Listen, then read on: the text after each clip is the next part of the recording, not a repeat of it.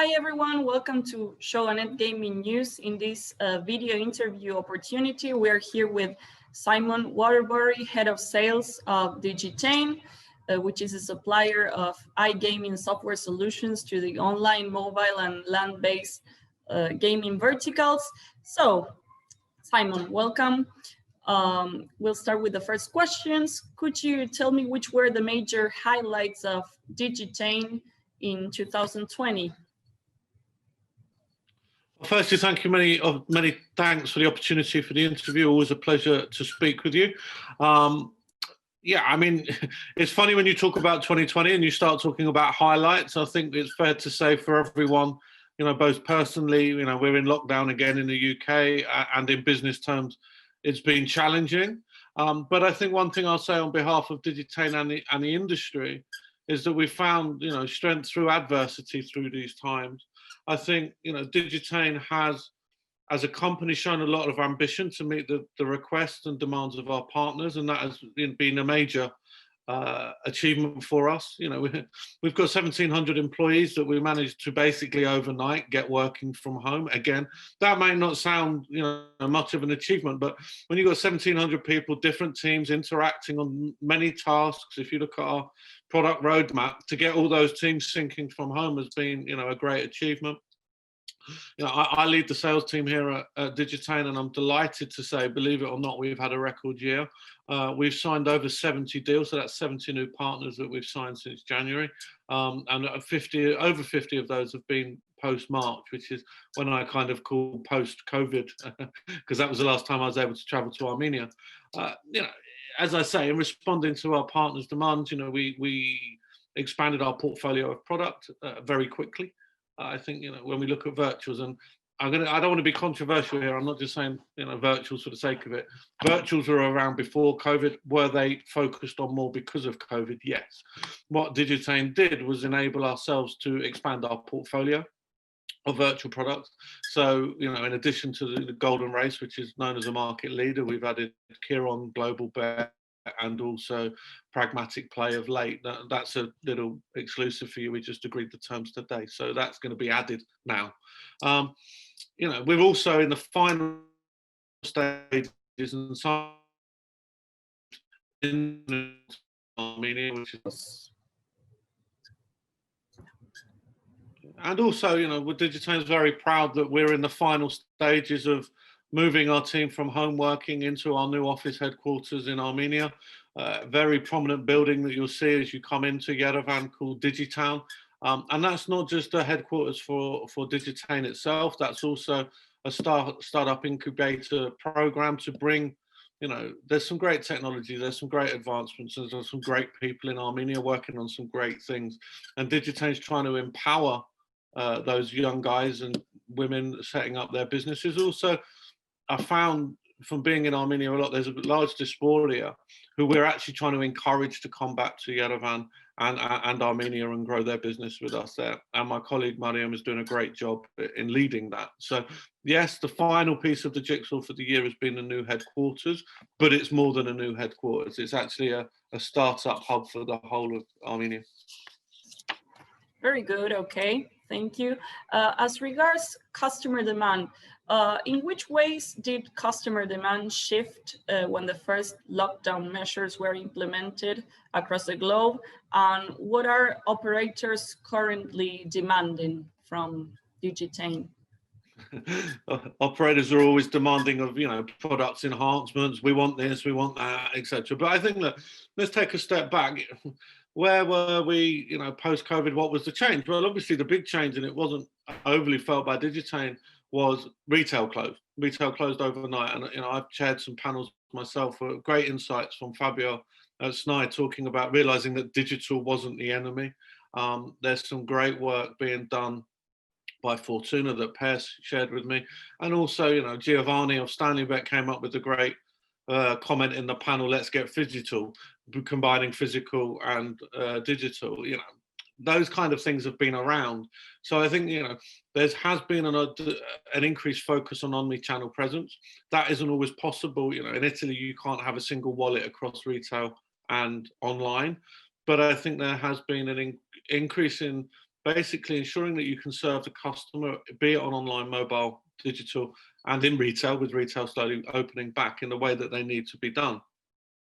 I think, we've noticed a great move, possibly a great move, maybe a bit strong. We've noticed a movement from maybe some retail operations that hadn't looked at online, and then that because of this, lockdown, had a renewed focus on online. So we've been doing a lot of deals, bringing and educating some retail suppliers and offline operators into the online space. Obviously, it's a different world and there's different margins and different products. I think, look, there was, I think it was 3-4 months without no live sport. Obviously, Digitain's core is our sports book. So, we've had to reassess our product portfolio as well. We've done that with esports. We've built our own in-house esports product. We take esports supply feeds to provide to our partners. And again, as I mentioned earlier, we've been having a focus on virtuals. So I think in terms of what operators are demanding, believe it or not, they were demanding Ukrainian table tennis at one point with no live sport because it was the only thing going on, or Belarusian second football. So it's been fluid. I think some of those trends are here to see. I think esports will grow even more. I think it actually brings a new demographic to the space. But I'm sorry, I'm still not having virtuals as being a new craze. I mean, they've been around for many years. There's an enhanced focus on them, yes. But I think the demands from the partner, as always, is serving their the end customer. So that has always been at the core of what Digitain do. We don't just sell. We focus on service, and the sales team I lead will tell you that we service the partner.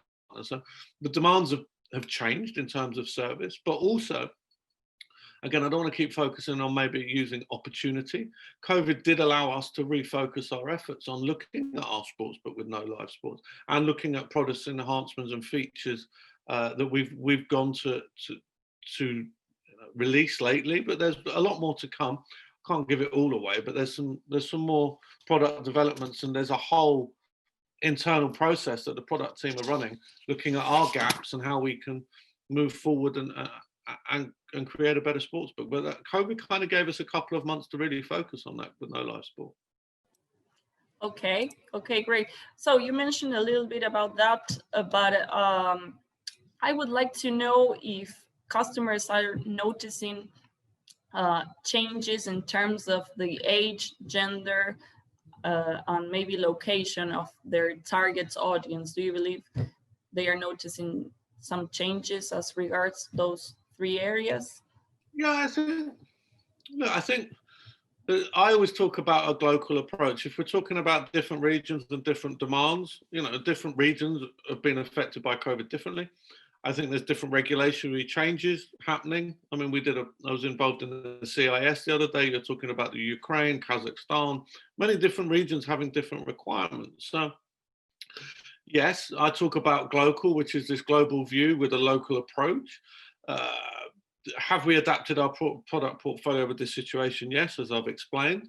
How are things changing in terms of demographic? I think we've seen with esports, there's been fantastic growth in different, if you look at, and I'm not a guy, believe it or not, looking at me, although in lockdown I've got back to playing computer games who really understood esports, but that is bringing someone who probably may never bet on live sport into the arena, but it also shows how people without live sports voted and gamed on esports. I think we've also seen some different variants.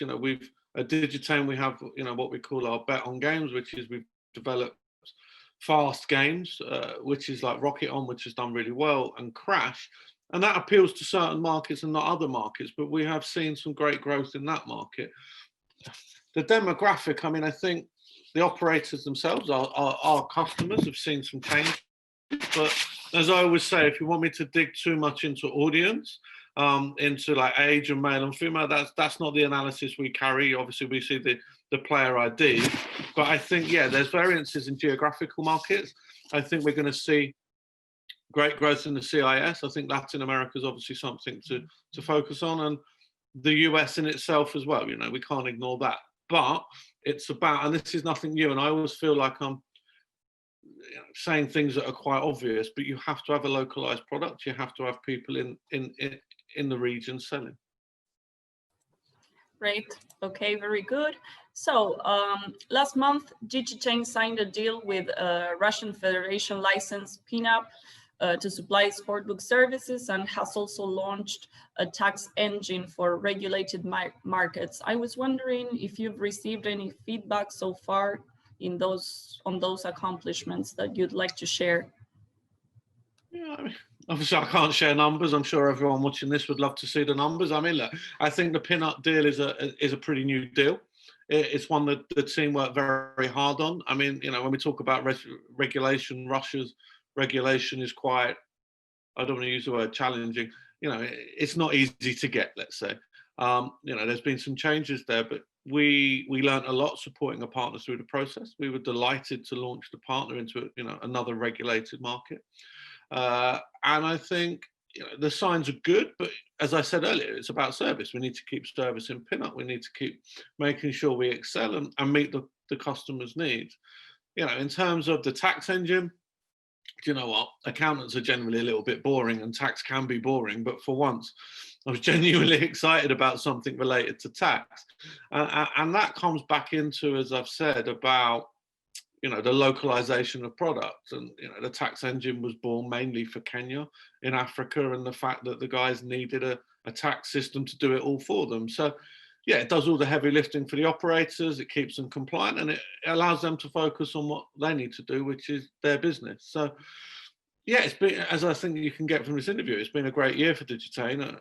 I don't like using the word great with regard to 2020, but, you know, I think we're happy with pin-up. Tax engine's been really exciting for us, and there's much more to come, which I can, you know, maybe expand on a little bit more in this interview if you've got any questions further. Okay, so I got one final question. Sorry. What can you share about digital plans for what is left of 2020 and maybe for next year? Something you'd like to highlight about your plans?